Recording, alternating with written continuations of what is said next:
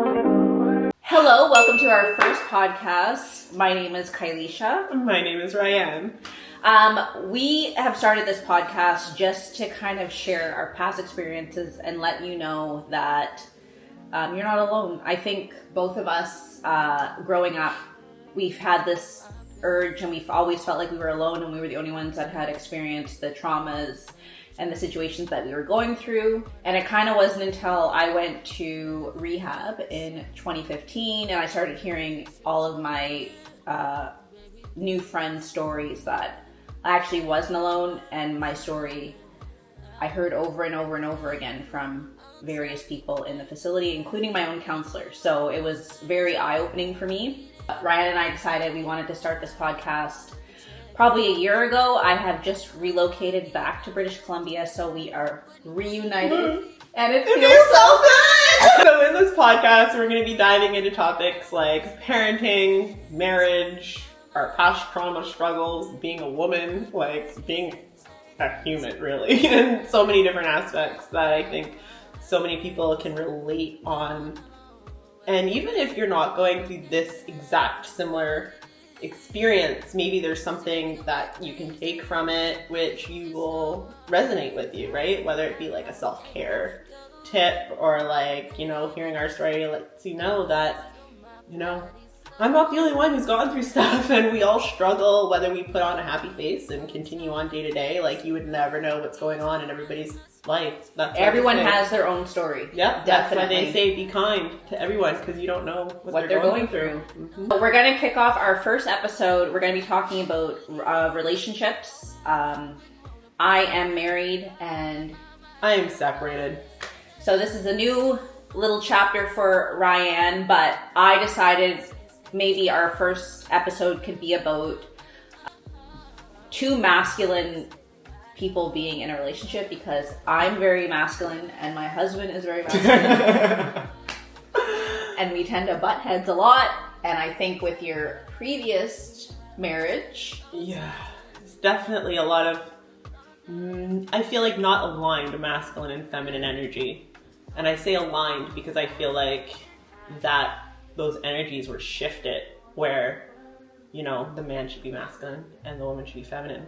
But it was very much so. I took on more of those masculine roles and feelings, and he took over time more of those feminine roles. Mm-hmm. And I feel like that played a big dynamic in some of the issues that we have, and not necessarily meeting eye to eye on everything. And whereas me and my relationship, I feel like I grew up in a village with very strong women. I just learned, like my parents were not together when I was younger, but growing up, my mom just always did everything. And even like my grandma, even though my grandparents were together, my grandma was always like outside mowing the lawn, fixing stuff, or whatever the case may be. So I tend to be very short with my husband, and if I ask him to do something and if he doesn't do it like right then and there, I'll just do it myself, because I don't want to be let down. And two, in the past, when I would be like, oh yeah, I'll let him do it, I'll let him take his time, he usually forgets, which kind of, what I mean? It's common with men. You tell them 4 or 5 times, they're like, you never told me that. Pretty much you did. But then the thing is then when I get mad and I do it myself, it's like, oh, you didn't even give me any time to do it. And exactly. It's like, I gave you all day to do it. Right? And then my favorite line is, well, you just didn't give me enough time. I'm like, well, I can't give you a month. Like, I asked you. Like, come on. When I say I want it done, I want it done. But maybe that's where my impatience comes from. Like, that's the one thing I know that I share with your husband, is that we're impatient with waiting for certain things and like wanting things done like yesterday. Like, we see the vision, we're like, let's get it done. And like, you're so good at being like, no, take a step back and like, one step at a time. Evaluate the situation first. Everything doesn't need to be done yesterday. But that urge feels so... The instant gratification. Yes.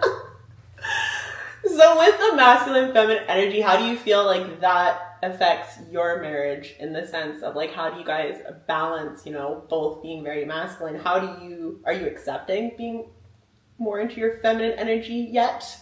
Or not yet? I think honestly, it took me a long time to kind of trust my husband, just because of the past experiences and the relationships I had been in. So it took years. Like, we've been together now for going on 14 years, and it took a long time for me to trust him and trust his word and know, like, if he says he's going to do something, damn it, he's going to do it. It may not be what I want him to do it, but he's going to get it done. So to answer your question, maybe in the last like 3 years, I think I've really kind of dived into like my feminine energy. I'm trying to be a little bit more like, okay, I'll let him handle it and stuff like that. But I think too, what helps my relationship is my husband's away a lot. So that plays a big factor. Yeah, like he's not here a lot of times to argue with or whatever. So it allows us to miss one another because he's not here and I'm not always down his back and he's not always on my ass. Like, oh, well, there's makeup everywhere, or, you know, like, and I do clean up after myself, but again, it's one of those things, like, let's say I cook dinner. I know I'm going to wash those dishes before dinner is done, but in the meantime, I may, like, run upstairs and do laundry or go wash my hair. Exactly. And then he'll come in and be like, oh my God, there's dishes everywhere. Let's just order takeout, because every time you cook, there's food, there's stuff everywhere. And I'm like, well, no. So I think it's just learning, too, is learning each other's boundaries and respecting that. I feel like it's understanding too. Like, this is how you move, so I gotta learn to move around you or with you in that aspect. But like, even if he's not there, it almost allows you to play out your masculine energy because you are that masculine and feminine figure in the house with the kids when he's not there. Yeah. So in that sense, you get to keep that part of you and try to let it go when he comes back. Touche. I think that's what really probably helps balance that out for you too, because you're like, I'm not stripping everything away at once. I get to still be this independent. And it's funny because I do tons of research, like, because I do have a YouTube channel, so I do research on that, and I watch. Check her out. Yeah, check me out on YouTube. My name is Diddling. It'll show up on the bottom. So how does your masculine energy with his masculine energy then affect, you know, how you guys move in the relationship in the regards of like responsibilities and like that will trickle over to like parenting and things like that automatically, because you can't have two heads of the household, so to speak, right? Like, you have the king and the queen. The queen's job is to protect the king, right? Like they always say, I never thought about it like that. The man is the head, but the woman is the neck, right? So it's like, very interesting that you said that, because I never thought about it. You never thought of it that way, right? There too, yeah. But what I think with Wes and I's relationship is he grew up in a household with both parents, and I find he is very much like, I'm the man, I'm going to take care of the house. Right, that's how it should be. Yeah, like, it's funny because we just sold our house in Saskatoon, and the new owner keeps messaging me, and he's like, oh, like, what was this for, was included with your alarm system? And I'm like, I don't know, let me ask Wes. What color stain is it on the deck? I don't know, let me ask Wes. Yeah. And at one point I was like, all I did was water the plants. You can't ask me anything because I don't know nothing. Even though he may complain sometimes, like, oh, I have to do he wouldn't have it any other way. Like, even if the garbage needs to be taken out, you can't take it out here the night before, but in Saskatoon, you can take it out the night before. He would get up at midnight, go outside in a t-shirt and his drawers, basically, and take out the garbage if it needed to be taken out. So I think just over the years, it was just understanding and trusting it. But two, what I was going to say earlier was, I've seen this podcast, and they were saying about how men and are always better their second marriage. But this lady was saying, like, her and her current husband have been together since they were like 18 or whatever, and she's like, I know now that if we were to get divorced, he is going to be everything I've ever hoped and dreamed that's for what they say. In his second marriage. And this is Wes's second marriage. And I don't ask questions about his first marriage. Not my business. That's what you should keep it, though. Because it's like, you know what? He had his past. You have your past. Like, you know, that's there. That's in the past. He is no longer with that person. Clearly for reasons. Move on. Yeah. Like, for sure. Can't beat a man up for his previous life before he even knew you. Right? But I feel like I seen something a long time ago on TikTok. And the guy said, you'll have 3 loves in your life. You'll have your first love, then you'll have the love that you learned from, and then you will have your forever love. The love that you learned from could potentially be your forever love if you guys can learn to work through it and build and continue to grow through all the ish. However, they're usually the ones that you will learn so much about yourself with. You would have grown and been like, okay, this is now what I need, what I want.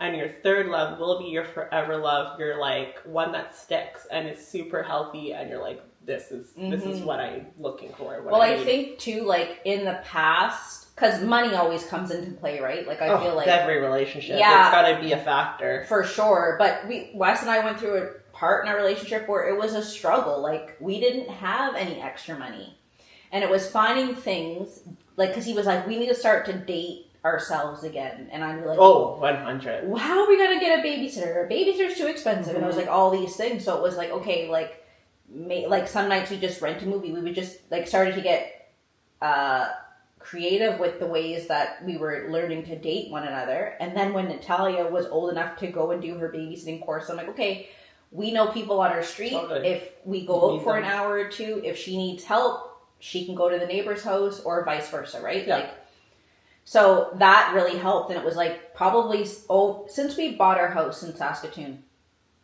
that's when things had started to shift. We did go through a little bit of a rocky phase last year, and it was really ugly.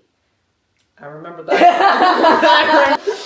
But you made it through. We did. You made it through to the other side. You guys both put in the work and communicated, and you had your boundaries. I remember that. And you know what? Like, I remember those moments of you calling me and crying and things like that. And I thought my heart done. broke, but like, it shows that God works in mysterious ways. Like, if you really want it, if both people really want it, it's going to happen. But see, that's the thing, though, is I find, too, once we're having a little bit of a bump in the road, Wes will be like, hey, let's go to counseling. Let's go on a date. Let's get a sitter for the weekend and let's, like, you know what I mean? Like, have a staycation. Let's do something. Grow closer together through those because trials. I feel like, and two, because he's away all the time, like, it took a long time for me to understand and respect, like, okay, he is who he is in his industry.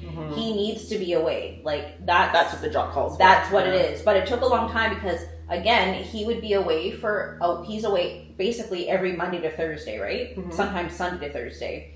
And then he'd come back and I would be with the girls all week and dealing with the attitudes and the lunches and the taking them to activities. Everything. And I didn't have anything left in my cup to give him.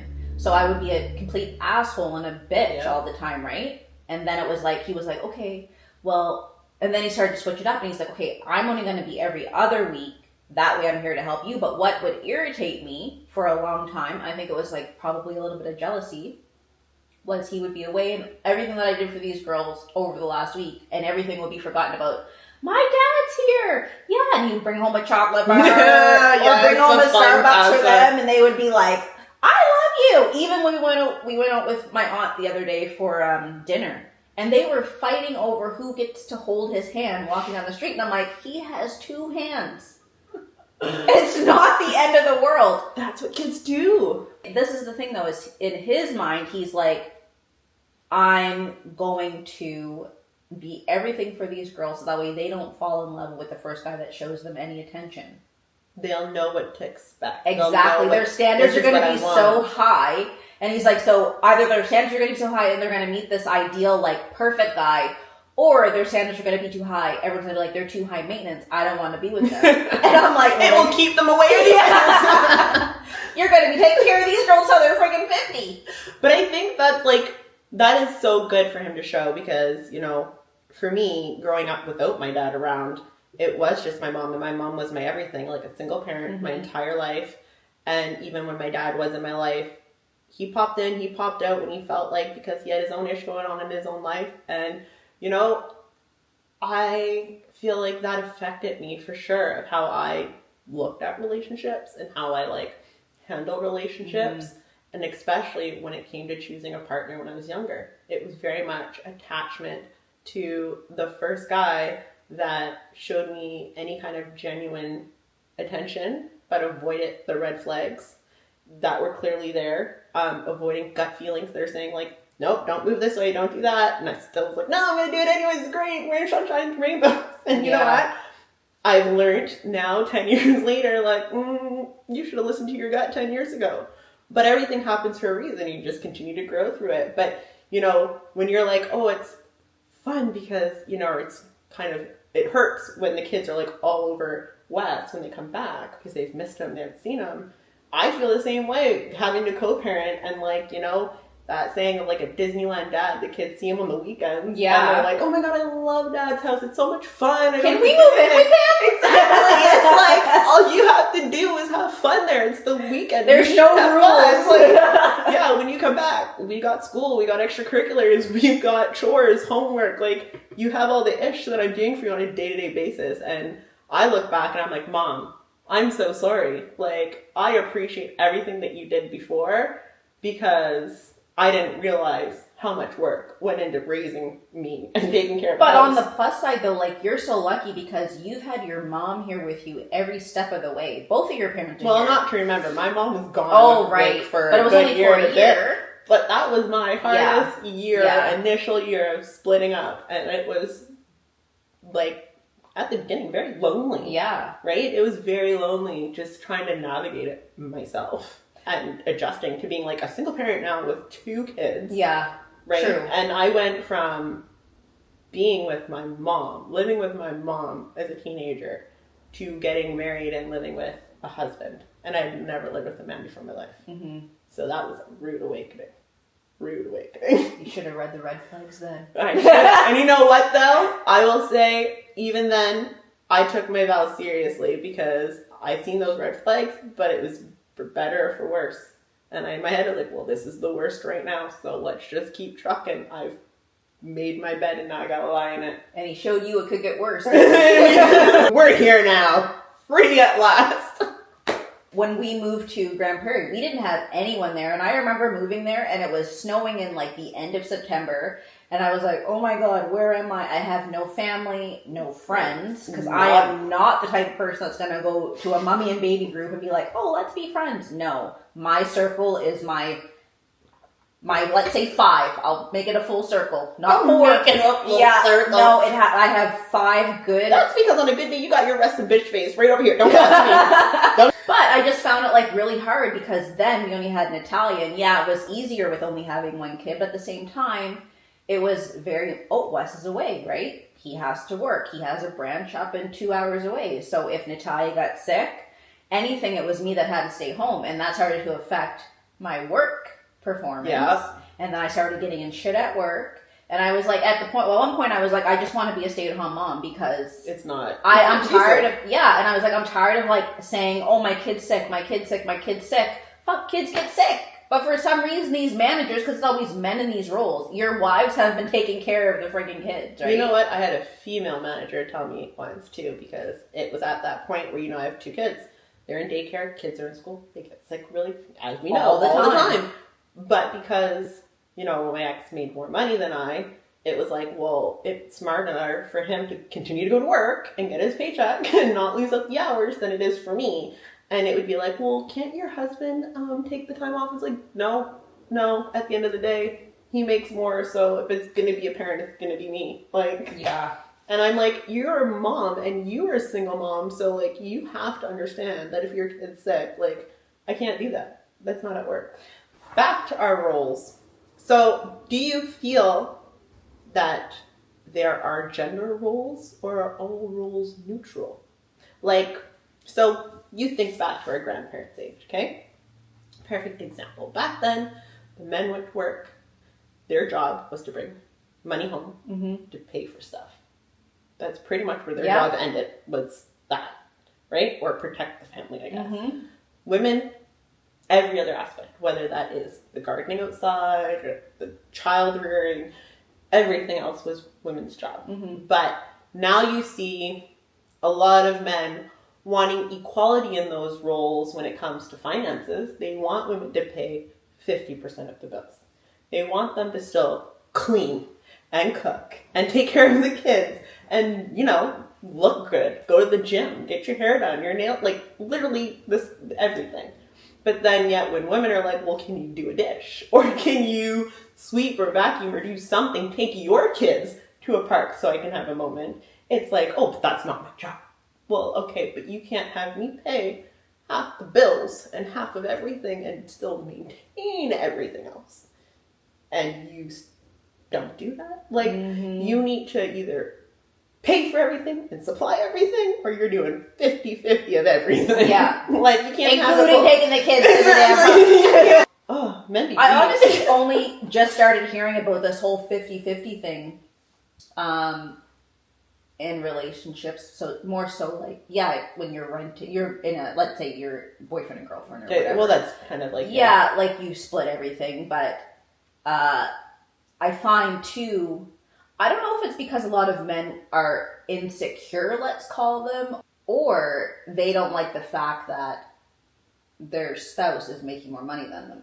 If I made a shit ton of money, right, and my husband didn't make as much money, fine. I'm fine with, like, I know I can do it, so I'll cover bills and stuff like that. But that means instinctively that role is switched. And that means when I'm working and I'm grinding, you're at home dealing with stuff. Like, it can't be both ways. I'm sorry. No, it can't be both ways. No. I can't be, like, paying for everything, and you still expect me to come home. Like, I'm still going to be a mom and do my thing, but, like... Absolutely, because then if he's at home, he's going to be taking care of all the shit that needs to be done at home. Mm-hmm. If the dog needs food, you're going to be doing all the damn grocery shopping. You'll be doing everything. But then, does that now affect your masculine and feminine energies? I don't think so.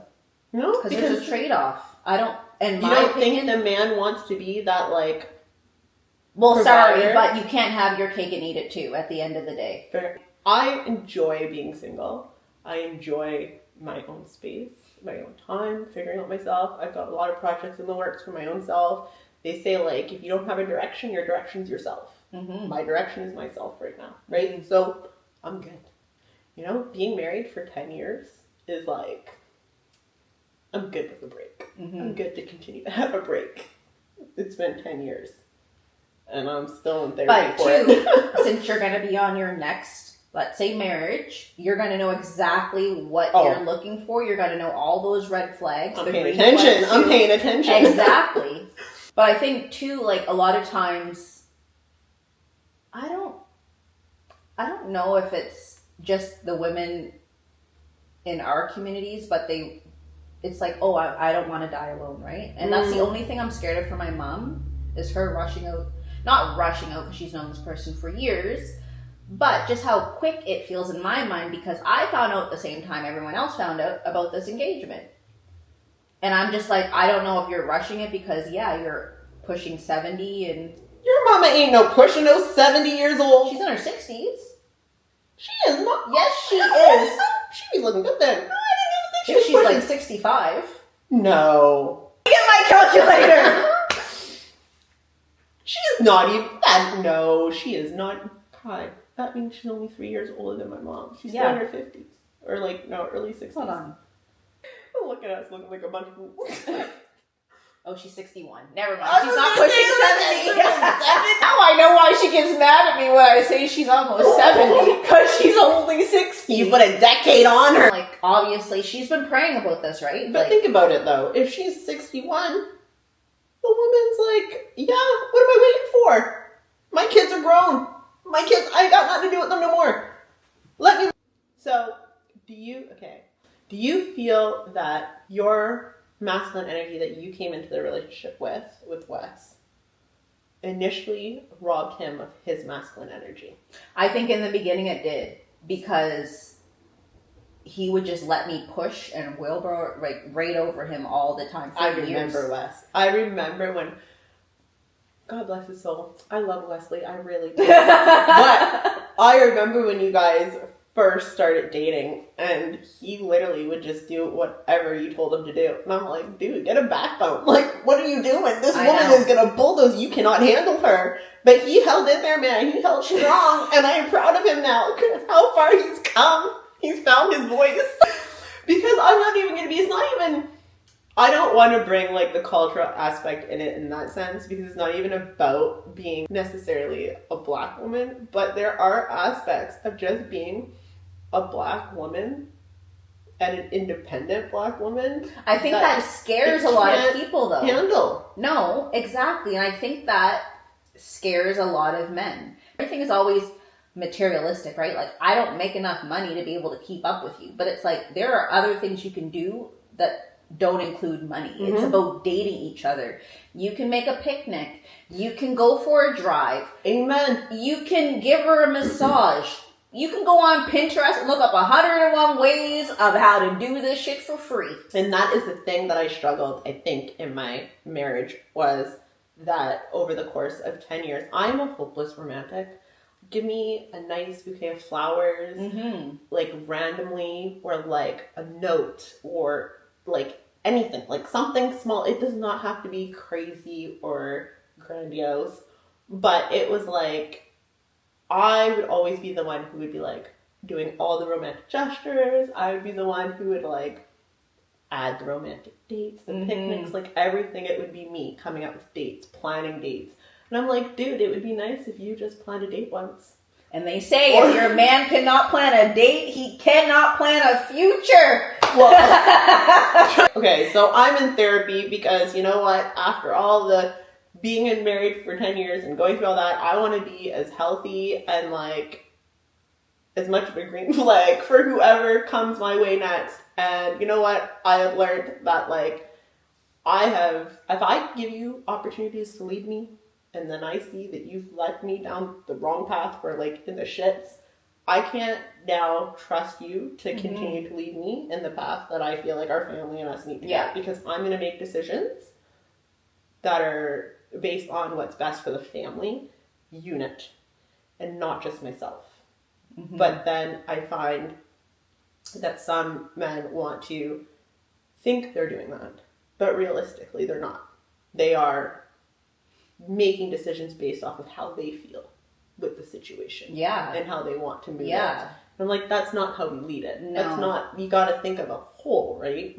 And it's just like, I don't know. I'm learning through therapy that it's just, you gotta take a step back and you've gotta look at those signs of like, what is he bringing? How does he move? Like, I have a lot of dreams. I'm very ambitious. And that's one thing that I will say my ex, he said he was good with it. But every time I come up with a new idea or new thing that I'm trying to do, it's like, okay. Questions it. Right. Questions it. Or it's like... But then, too, he would always be like, oh, are you doing this so you could meet somebody else? And then his insecurities started to come. That's a whole other topic right there. Whoa! I just want to be happy. I would love to be happy with you. But it ain't happening. I remember sharing one time, real estate goals with my ex-couple, my father-in-law previously. We were there and he just looked at me and was like, yeah, okay. Like, literally shook me off and was like, as if you could make that happen. Okay. Well, look at me now, babe. And the thing is, it's like, honestly, all of you out there, if you're struggling or you left someone, just know those are seeds for like something new. Come from the ashes like a phoenix, man, because a year without being in that marriage, I glowed up so freaking much. Like, and you're in a much better, so much. You're exactly. That's the thing too. Is I remember at one point you're like, I can't do this on my own. Like, he makes more money than me, but look at God. Yeah. Honestly, this is so off topic, but I was driving from Alberta to BC, and I was driving through those mountains, and I got so emotional because I'm like, God is just telling me, like, look at how your life was. Look at how far you have come. And I just couldn't believe it because honestly, like, moving back to BC was just something that never felt like it was ever feasible for me. Right. Never in a million years. And then when Wes was approached about this job, we thought it wasn't going to be until next year. And then everything just started working. And it was working like double time. And I'm like, I am not ready to move yet. Hold the brakes, you're dragging me along. But then I had to just accept it. I'm like, this is happening so quick for a reason. And like, just the struggles that like Natalia was going through. And I think she was going through like a huge identity crisis in Saskatoon because, again, and I always tell my kids, like, no one looks like us. And I don't know if that may tie into, like, do they feel alone? Do they feel like... Because she wouldn't even wear her hair curly, ever. She's trying to get rid of, like, her natural... Yeah, like, she would just brush it out. Yeah, brush it out, and her hair would be frizzy all the time. And I'm like... But now, everyone's like, oh, your hair's so pretty. And because it is. It's so curly and so luscious. And now she's, like, learning to accept it. But, like, even the, like, the... just the mental state I find they're both in now compared to... It seems a lot healthier. Yeah, it does. And don't get me wrong, like, we love Saskatoon, but it was just that school. Hold on, there's a mosquito there. I gotta go kill it. No, they're definitely in a better mental state and a better mindset, for sure, than what they were before. And I feel like you guys all seem to be adjusting well here. And two, it was... My kids have never... Like, I know, not that they've never been around family and cousins and stuff like that, but I just felt... And I kept, like, my husband kept talking about Saskatoon, and he's like, I don't want to die here. I don't know anybody here. He just, like, went there. I don't want to die here. I don't. Wes, you're still young. What do you mean die? Like, I don't want, like, I don't know. He just, like, all of a sudden, like, I want to be back with my family. Like, his family's here. You guys are here. And I was like, I would just hate for something to ever happen to either one of us. And my kids don't have a relationship with my family just because of how close I am with everybody. Well, we know you. But I'm happy, and that was the first thing Wes said to me. He's like, I know it's been 12 years, but I finally brought her back to you. I'm like, I know, thank you. I've been waiting for so long. But I just feel like, even for us, because we've always been like, oh, who are we going to get to watch the kids when they were, like, there would be no overnight stay. And I remember even phoning your mom, and I was like, hey, for my birthday, would you mind? I don't mind paying you. And she's like, called me all mad. Why on earth would you pay me? And I'm like, okay, fine, take your niece. I appreciate you. I think that kind of wraps up this podcast. We've definitely totally hit all the... We've kind of veered, but that is us. We will veer. We will come back. We will kill mosquitoes in the process.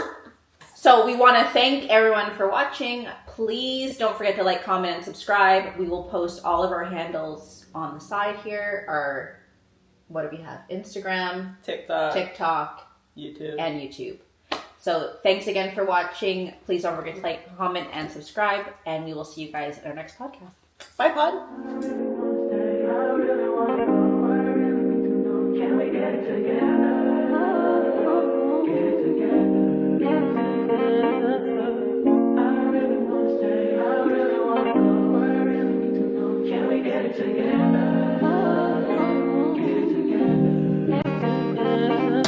I've been all in my phone, I got options. And I don't wanna tell you to drop it, but I don't wanna play your fair. Yeah, something that makes me look at you too often. Oh, baby, you can give it something. Baby, I can run